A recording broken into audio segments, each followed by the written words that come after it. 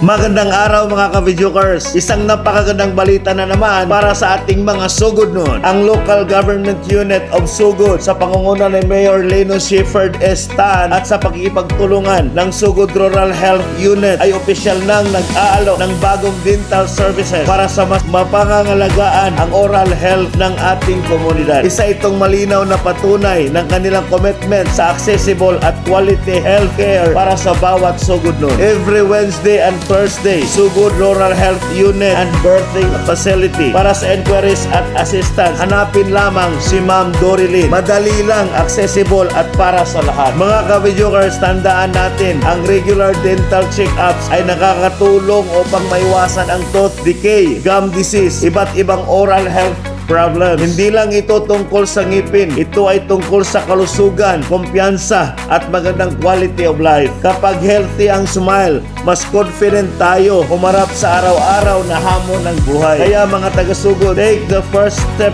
toward a healthier and brighter smile. Visit the RHU sa inyong scheduled day dahil ang inyong ngiti ay mahalaga. Patuloy tayong magbabahagi ng good news na magbibigay inspirasyon at pag-asa sa ating komunidad. This is your GM Family Videokers. Keep smiling, Sugod. Keep smiling, Southern Leyte.